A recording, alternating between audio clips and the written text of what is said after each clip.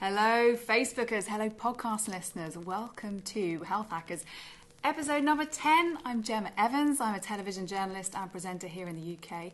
And this is my series devoted to interviewing the most pioneering and influential figures in health, fitness and wellness right now. And today I am with Professor Tim Noakes. Thank you, Gemma. It's a great privilege to be here. Thank you. Professor Noakes, if you haven't heard of him, he's kind of a big deal in the low-carb movement. That's the high-fat, low-carb eating movement. And he's been a sports scientist for his entire career. And we're going to be talking all things low-carb, high-fat for the next 30 minutes. We're going to be talking about Tim's journey and the whole eating plan and the whole eating movement, if you've not been that familiar with it. Just pop your questions in the comment section. I've got my laptop here, so if you see me looking down lots, I'm not being rude. I'm looking at everything you're saying and all your comments and your questions, so I can put your comments and questions to Tim. So let's get started by having a little chat about how you became such a big name in this arena, because I've been describing you to people who didn't know about you as this guy that used to do ultra marathons, was an expert on sports science, ate loads of carbs, advised eating loads of carbs, then did a U-turn, and now doesn't touch carbs. Can you fill in the gaps for us and how that came to be? So the gaps were that I finished my medical training in 1975, and the next year, 76, 77, the dietary guidelines changed. And at the same time, new ideas came into sports science that carbohydrates were terribly important. So you had this kind of double drive. If you're an athlete, you must eat carbs, and if you want to prevent heart disease, you must also avoid the fats and eat carbs. Yeah, that low-fat, higher-carb thinking. Yeah. Correct. So now I'm working in the cardiology unit doing my research, and my professor is the best-known cardiologist in South Africa. Am I going to tell him he's wrong? Of course. Okay. You just accepted it. So I accepted it. And only in 2010 did I suddenly realize I got it all wrong. Fortunately, I was fat, I was diabetic. I didn't realize it at the time, but I made the diagnosis subsequently. My running had gone terrible. And I went out to run one morning, had a terrible run, and came home. And then on my emails was an invitation to purchase the book, The New Atkins for the New You. And so I was so angry because... And that was what became the famous Atkins diet, right? Yeah. So you see this in an email, and you're furious. I'm furious because I know the scientists, and they are selling out to Atkins. So I went to buy the book because I wanted to write to them and tell them they're a disgrace. Wow, really? Yeah, that you're a disgrace. Because you thought, how could they... If anyone is not familiar with Atkins, it's a kind of no-carb plan. It's just like lots of meats and proteins. And you were such a big carb fan... You're furious, about to write a letter of complaint, but you read the book. I read the book, and in 2 hours, I realized I got it all wrong. 2 hours. Because it said there's 150 studies of low-carbohydrate diets published in decent journals, and they all show benefit. And then I could see, hold it, I was the guy they were writing this book for. I'm the insulin-resistant diabetic, you see. So you were diabetic at this point? Yeah, but I hadn't actually made the diagnosis, but yes, I was. I'd probably been diabetic for 2 or 3 years already. Yeah. So then you were at this point where you suddenly realized you've made a mistake.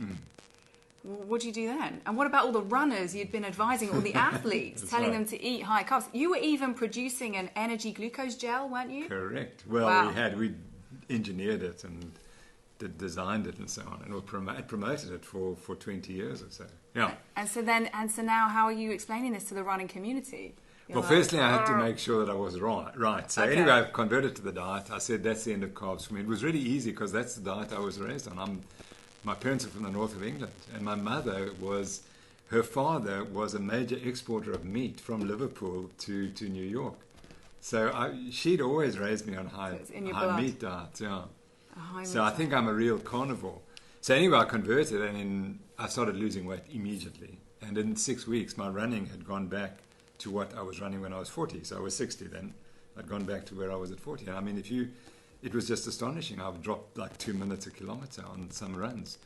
Wow. And it was like I felt like I was back to 40 or even 30. And it was amazing because when you've been in this dark area, when running is terrible and you can't run, and now you can suddenly run again.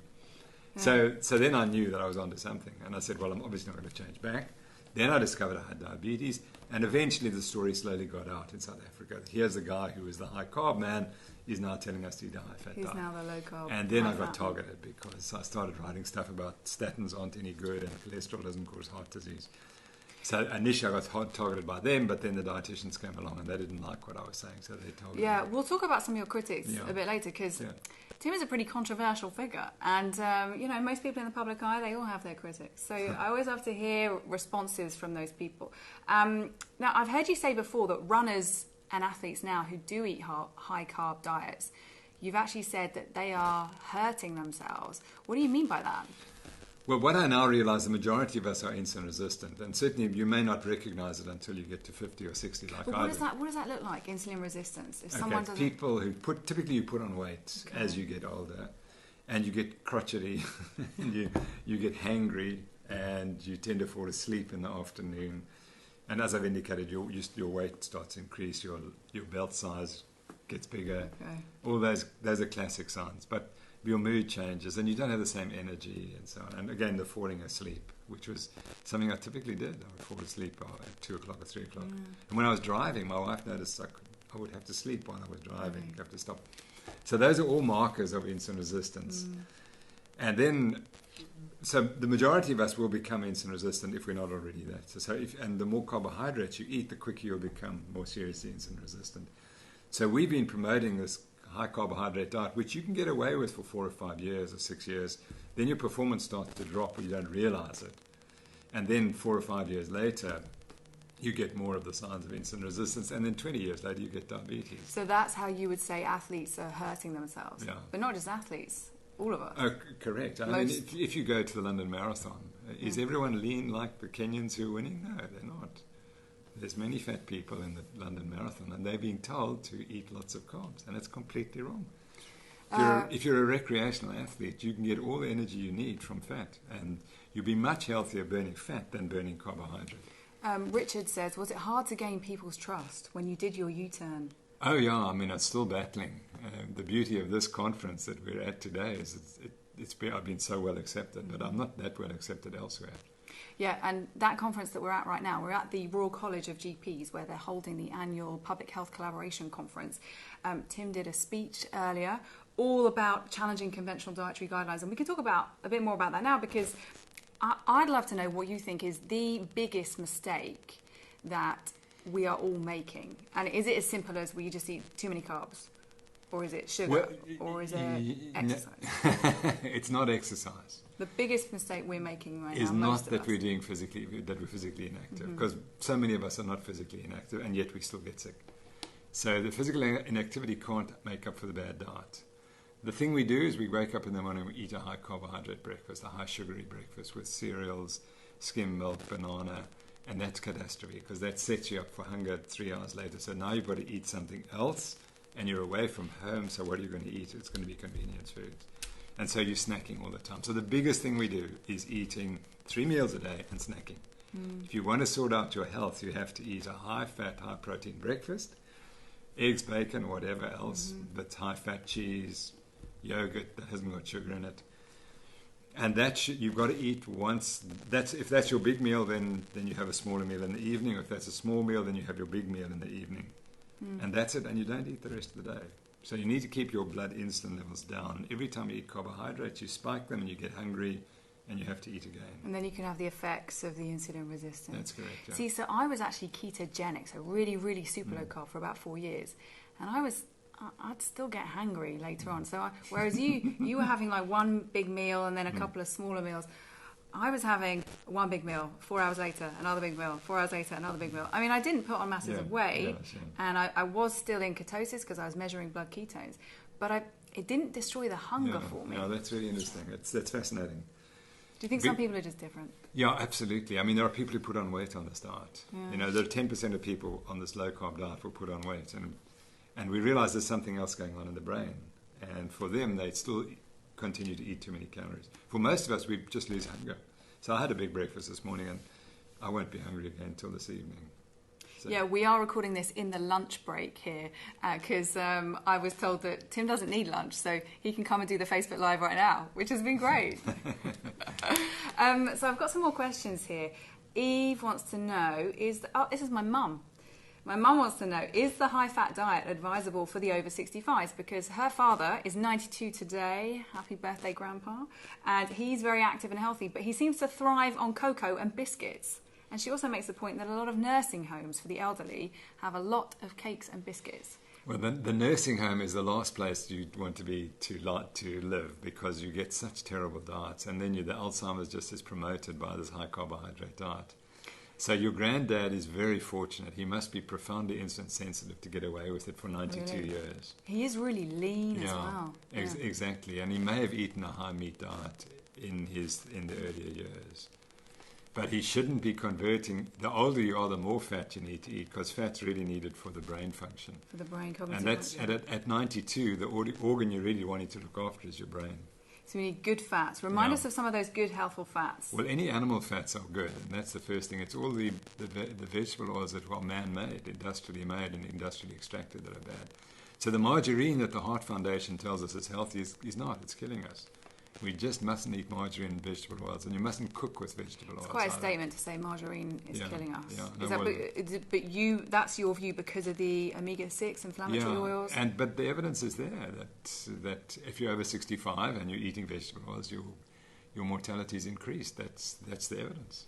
Dave says, is starting the day with a protein shake mixed with full-fat milk a good start to the day? Yeah, Dave, that's a really good start. I don't know why you can't put an egg instead of the protein shake. You see, the egg has got much more nutrients than the protein shake. Can you add an egg? You can have absolutely. Shake, egg, bit of milk. But add 2 or 3. 2 or 3. So you must look at the protein shake, and you'll see it's made up of all sorts of stuff. It's highly processed, and a lot of it is not healthy. So you're much better to take nature's vitamin pill, which is an egg. Do you advise, because I'm interested in this, do you advise a low carb, high fat diet if you wanted to do weightlifting? Absolutely. Because I used to have this trainer who said to me, you have got to eat carbs before you come and lift weights. Yeah. Okay, well, I'm not going to take my shirt off and show you the 5 kilograms of muscle I put on. You put it on when you stopped eating 68. carbs? No, at 68, I converted to now running less and doing more gym work. Yeah. And I've just exploded. Less and that's 68. And I wouldn't, if I'd been eating high carbs, I wouldn't have done it, because I couldn't do the training. You've got to be able to do the training, and that's the high fat diet allows you to do the training at 68. At 68, if you're eating a high carb diet and you're like me, insulin resistant, you won't do the exercise. You just can't. So I get really hungry before working out, but I know some people, probably like you, exercise in a fasted state. Yeah, or mostly. Yeah. If you're really hungry like me before a workout, what would you eat? You've got to sort out that hunger issue. I've got to get right. You've got to find the right fats that turn off your hunger, or the protein. Yeah.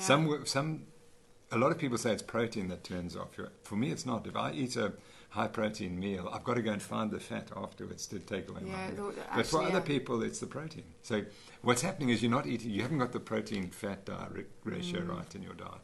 When I was in ketosis, I missed huge amounts of vegetables because if I was eating less than 22 grams of net carbs a day, I couldn't have all the multicoloured veggies that I eat now. Because I'd say my carbs now come from vegetables and fermented yogurt drinks, like kefir. Great. That's great. And that's probably where all my carbs come from. And things like olives, who do that, do have a bit of carbs in.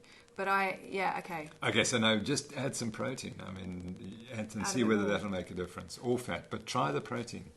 A lot of people say that low carb is dangerous and unhealthy because we should have a balanced diet, a bit of moderation of everything. And I have plenty of guests here on Health Hackers who say you've got to have this balanced diet and you've got to have a little bit of everything. Yeah. How do you respond to that? A balanced diet is a euphemism for this rubbishy diet that we're eating, the high sugar diet. It's a euphemism, an industry drove it because it sounds good. Okay, so what's balance?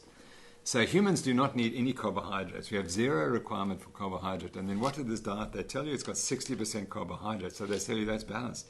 How can a diet be balanced when it contains 60% of a nutrient you do not need 1 gram of? It can't be. So what you have to ask the question is, so tell me, dietitian, what are we balancing? Are we balancing micronutrients, macronutrients? Well, we can't be because it's 60%, 10%, 30%. How can that be balanced? Or 60-20-20, that's not balanced. 30-30-30 might be balanced. Are you balancing the zinc intake or the iron intake or something? It's utter garbage. And moderation means that what that means is what you're eating now is fine, because there's no person who will tell you they're not eating in moderation. So if I'm drinking 3 glasses of alcohol a day, I will say that's moderation. Or if it's 6 glasses, it'll be moderation. Or if I've got 10 teaspoons of sugar a day, I'll say, well, of course that's moderate because that's what I do. So moderation means I don't have to change. And it also means, oh, yes, you can take the sugar because, it's going to kill you, but as long as you eat it in moderation, it's not going to kill you. That's how industry works. Industry is driving this argument and using the terminology, and then it becomes part of the lexicon. And we don't analyze it carefully enough. So analyze what does balanced mean. And what is moderation? Moderation, you cannot define moderation. There's no scientific word for moderation. It's meaningless. And all it means is you don't have to change. That's what it means. There's a trend at the moment that seems to be promoting plant-based foods. Yeah, very strong. And I just wonder what you think about that, because I know that you're a big advocate of eating meat. So where do you think this plant-based It's industry. It's industry driving it. So you mean the companies behind plant-based foods? Well, it's mainly the vegetable oil industry because they've been driving the dietary guidelines with the Seventh-day Adventists. The Seventh-day Adventists are a plant-based religion and they're anti-meat. They say meat causes cancer and meat causes environmental change. And they've been driving the dietary guidelines in the United States since 1917. They're the only religion which has an arm that promotes different diets. But this can't be worldwide. It is worldwide. Because the dietary guidelines come from America, and the British and the South Africans just follow that. It's because we assume that the Americans know what they're doing. So that's the problem. So the plant-based is now, the industry is fighting back against the animal-based diets because they're trying to say, oh, we're going to destroy the environment by not eating too much meat. But that argument has never been properly argued. Because if you're going to eat a plant-based diet, then we're going to make the world unhealthy. We're going to have diabetes, obesity rates that have gone through the roof.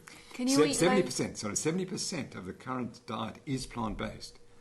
Of the global food that is being eaten, 70% is plant-based. So we're already eating a plant-based diet. Are we healthy? No, we aren't. What if you ate plant-based, low carb? Could you be healthy? Yeah, but the problem with plant-based is that the proteins are not as healthy as meat-based proteins or fish and eggs. That's the problem. They're not perfect proteins. What about the studies that show that too much red meat is carcinogenic and causes cancer? That's completely fallacious. There is no such evidence. The only evidence we can use is randomized controlled trials, and those are not randomized controlled trials. They're associational studies. They're coming out of Harvard, and there are 3 scientists at Harvard who are plant-based, paid by the plant-based industry to produce this nonsense. And they've been doing it for the last 30 years. So most nutritional science is nonsense, because it's association. In other words, we look at a population, and 40 years later we see what they died from, and then we search through what they eat, what they reported they ate once upon a time, and we assume that they ate that the whole time. Now the problem is people who eat meat are different. They smoke more, they're less active, etc., or they were historically. And therefore you can't detect whether it's the smoking or whatever that's causing the problem. The only evidence that we have is randomized controlled trials, and there are no randomized controlled trials of meat. Even if meat causes cancer, the risk is 1 in 100. 1 person in 100 might increase their risk of cancer of the bowel by 1 in 100. Now, if that person stops eating bacon, they'll start eating other foods. What will they eat? They'll eat carbohydrates. What are they going to do with carbohydrates? They're going to get diabetes. So the problem is you can't isolate a single food and then say, okay, well, if you took it out, then this is going to happen. You're going to be healthier. No, you don't know that. But aren't you doing that with carbs? Isn't that what they might say? Yeah, but what we're doing is we're going to a diet that was eaten in the 1960s or before that. And in the 1960s, we were healthy. And the British were the healthiest in 1850, between 1850 and 1870. Really? They were the healthiest. They had the life expectancy that they have today, and they were healthy. They were lean. They were not dying of heart disease, of cancer, or autoimmune disease. All those diseases are linked to processed foods, and particularly wheat, vegetable oils, and sugar. That's what's killing us. Do you think or do you have some sympathy for the idea that everybody is totally unique? No, they aren't. No, we all come from a population of 6,000 people that lived in South Africa about 200,000 years ago. So genetically, we're much closer than we think. Yeah. But having said having said that, yes, we are individuals, and we have to find out what works for us. But we're not uniquely different. We've got so much that is common. So I look at my dad. Okay? Yes. And he has so much bread, and I've talked to him about the benefits of a low-carb diet. And But he just loves his bread. I reckon he has about a couple of slices of bread with every meal. So he's got a bread addiction. Do you think? He's got food addiction. One of the great talks at this conference was about food addiction. We accept sugar addiction, but there's also carbohydrate addiction. And bread is highly addictive. So he eats a lot of bread, Yeah. but he is lean and healthy. I'd say, I know he's had a high blood pressure score once or twice, but everything else seems to be fine. And he's in his late 60s. So is he just lucky? He's one of the 10% who think? can do it. Yeah. But even if he was my patient, I would be checking a couple of things. And then I would see, are you insulin resistant? If you're not insulin resistant, that's fine. You carry on. But I wouldn't eat bread. I still think you don't know what's going to happen to his brain in the long term with all that bread. Yeah. What about starchy carbs? Because when I was in ketosis, a couple of female doctors said to me, as a woman, Gemma, you should be eating some starchy carbs because it's better for your hormones. So they were telling me to eat sweet potatoes, even if it was just every 3 days. That's nonsense. Utter nonsense. Really? Yeah. You know, the biggest thing that's happened in South Africa with the dietary change is women are writing in, I had PCOS, polycystic ovarian syndrome, I was told infertile, never have a child, I'm now pregnant. Tell me, I changed your diet and I'm now pregnant. If you want to fall pregnant, you better eat fat. That's what's going to make you fall pregnant, and that's what reverses your infertility. Yeah. Right, more questions here. So what Richard wanted to know, do you think carbs have a place in energy at all when it comes to sport? Is there any place for carbs in sport? Sprinting? Yeah, well, no, probably not in sprinting because you don't really do enough training to need the carbs. Where you need carbs probably is between events that last from half an hour to 2 hours. And I would, if I was dealing with a world-class athlete in that area, I would say, fine, keep eating the carbs. Oh, but really? So if it was like a squash match, you would say you can keep eating your carbs because you're going to have a short game. If you're a world-class athlete, but if you're a recreational, no, you can do all of that on fat. Yeah. It's very important that we can burn fat so successfully that we can do most activities at a recreational level. But it's only when you're an elite, world-class athlete for those duration of activities. Once you go beyond 4 hours, you better be on a high-fat diet because that's going to make you a much better athlete. Tell us about your dad, because in Tim's speech earlier, he discussed the effect that the death of your father had on you and what you learnt from that, because I don't think many people know about your dad's health. So I'm 68. My dad was diagnosed with type 2 diabetes at 68, but that was in the 1980s and the management was bad. They only could test glucose in the urine so that they undertreated the patients. Sorry, not that treatment works, but all you were told was just make sure you've got glucose by your side so that you can eat it when you need it. Yeah. And he would have given some pills to take, but there was no proper monitoring. But he was told to eat a high carbohydrate diet. And he died 10 years later. Lost both his legs, had strokes, couldn't speak to me when he died. It's awful. Diabetes is the worst death you can possibly have. And he died because of the treatment. Diabetes doesn't kill you. Insulin resistance doesn't kill you. It's the management of the disease that kills you. You have to keep your glucose and insulin as low as possible. So I'm very proud. I've reversed my type 2 diabetes after 7 years. It's taken me 7 years, and now I'm diabetes free. I do take medication. And you'd say you reversed yours by cutting out carbohydrates. But I was religious. 25 grams a day, carbohydrate 25. maximum. Yeah.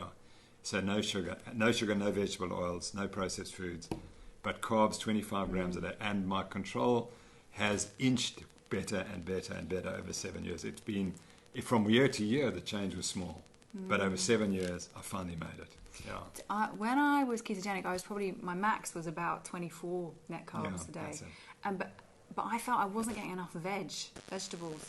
There's no evidence you need vegetables. I mean, I hate to say this, but there's no randomized controlled trial. But they're so good for us. Who said so? Yeah, exactly. They're good for us. Yeah, but that again that's marketing. Do you eat any veg? Very little. I'm almost carnivorous. Yeah. And what's your health like now? Well, it's pretty good. I'm running a bit slower again. Unfortunately, I've lost. But hang on, you are 68. You are 68. 68 and a half. We can allow a bit of slowness for the run. Right. But sorry, now I must go boast. Yeah. You see, so in the CrossFit, I entered the CrossFit You Games. do CrossFit? Yeah. Wow. So I entered the CrossFit Games competition, which is called the 18 series.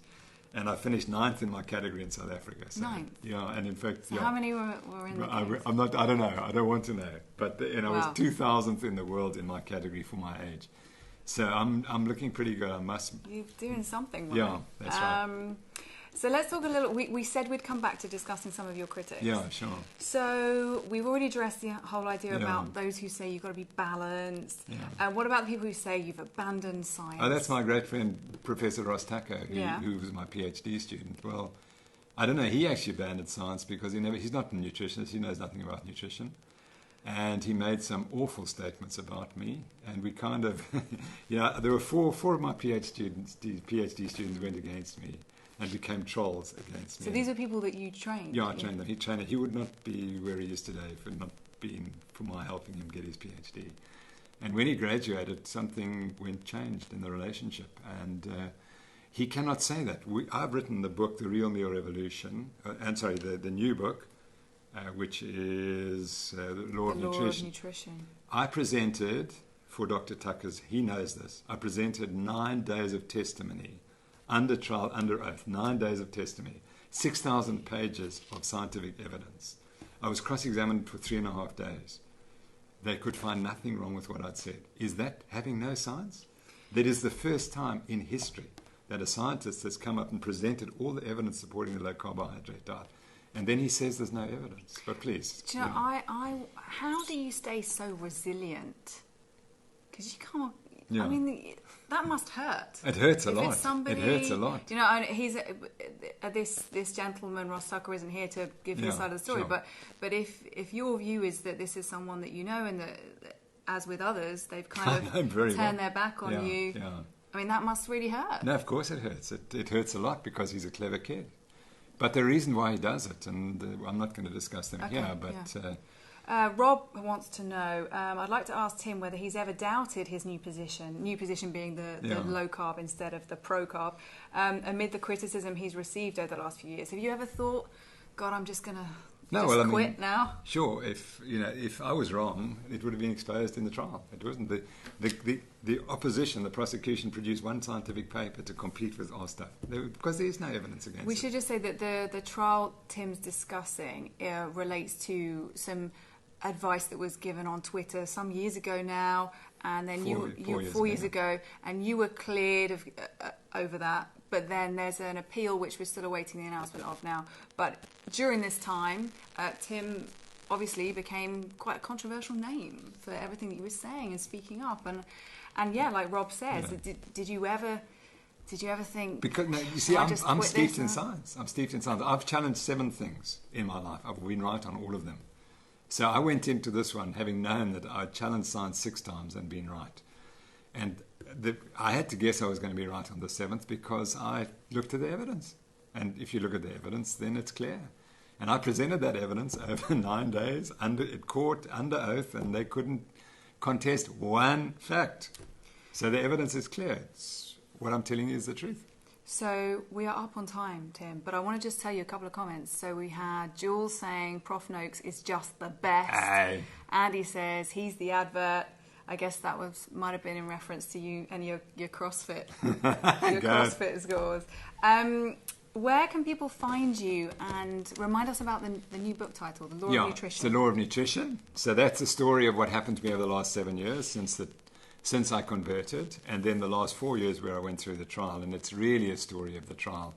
And then I finish up with two chapters on the evidence, most of which we presented at the trial, to show that we were once healthy and we're now unhealthy, and the only thing that's changed is the diet.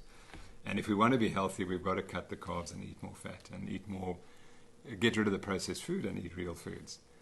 So they can contact me through the Noakes Foundation, which we have our website. The Noakes Foundation, and you're on Twitter? Yes, at Prof Tim Noakes. At Prof Tim Noakes. And I just want to say thank you. And Facebookers, I'm sorry that we didn't get through all of your questions, but you can follow Tim and probably tweet him some questions if you've got any. Exactly. More about his journey and how he came to this way of thinking. Thank you for joining us, and if you like this, hit the like button and then you'll get notified when we go live next time. Bye-bye. Bye-bye.